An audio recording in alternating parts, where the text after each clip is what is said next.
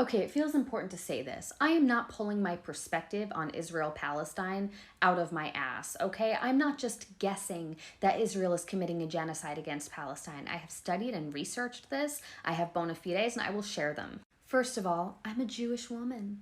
I was raised by a Zionist family. My grandfather was a Holocaust survivor. My family talks about our spirit of resistance and resilience constantly. Desiring goodness from the nation of Israel is in my blood, and still, I can see that this Zionist state is vicious, violent, and evil. If someone who is raised by a Zionist family, by people who believe that Israel has the right to exist and that it is our salvation, if I can overcome my pro-Israel bias and learn about this conflict, so can you. And frankly, I should not be calling it a conflict, it's a genocide. So when I was in college, around 2012, 2013, a bunch of my friends and loved ones started going on birthright trips. And I knew enough then to ask the question when they got back from their birthright trips, what about Palestine? And when these people I love, admire, and respect started talking about Palestinians and using language like terrorists, I knew I had to learn more. I also knew that I wanted to go on birthright, and I was nervous about being brainwashed by the trip, and I should have been nervous. So before I went on birthright, I decided at my small liberal arts school in Massachusetts to get a well-rounded perspective, educational perspective on Israeli-Palestinian politics. I took 4 courses: Suffering and Evil in the Jewish Tradition, the Jewish Experience, Middle East Politics, and Arab-Israeli Conflict. I also took international and comparative politics courses that often brought up Israel and Palestine in comparisons to, for example, apartheid South Africa. And by the time I finished my ample coursework on the subject before I went on birthright, I was already pro-Palestine.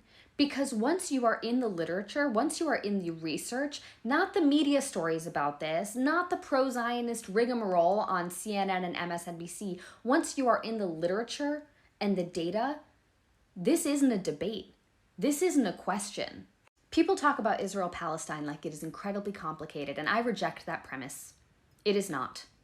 We know that anti-Semitism exists globally, right? We know that Jews are not the most beloved population in the world. We know that Britain has a colonial history and they have taken on colonial projects even through the 20th and 21st centuries. Essentially, Britain already wanted to colonize Palestine. So did the United States. And at the end of World War II, Britain and the US got to talking and they thought, who do we want to exploit for military labor someplace that is surrounded by brown people so that we can rape and pillage land that we don't currently have access to? Where's one part of the globe we haven't effectively colonized yet? And there was Palestine.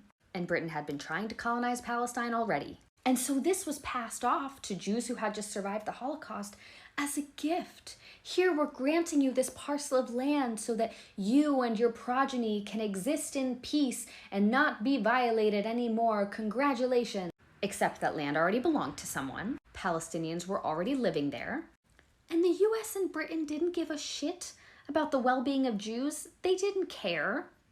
This wasn't a gift for Jews. This was always intended to be a trap of, you do our military labor for us. We'll put you here and we'll grant you this parcel of land that already belongs to someone, that there are already people on. And in return, you will rape and pillage that land for us and we'll just all share in the wealth. And it might be a good idea too if like your entire population were to, have conscripted military service so you can really defend that land that is yours, totally yours, bucko. And if you see who has emerged as the political leadership of Israel over the last few generations, this won't surprise you. This insidiousness will not surprise you. This is how you get Benjamin Netanyahu, someone who absolutely agrees to the premise of Israel as a Zionist ethno-nationalist state, who says, we are here for one thing and one thing only, is to garner as much wealth from this earth that we have, as much tourist property from this plot of land, convert it to dollars, and build up a military so mighty, a military apparatus so great that we wind up producing the world's weaponry. Yes, we have mined this land, and we have used the land to give you war machinery so that we can all murder each other 1,000 times over. And to the people already living here, well, we'll murder them too. I took basically a semester and a half of college courses on this, and I know in my bones that what Israel is doing right now is a genocide. It's evil. What they've been doing for the last 75 years is a genocide. It is drip violence.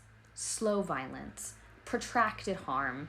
It is meant to exhaust the civilian population of Palestine. It is meant to exhaust all Palestinians out of their will to fight.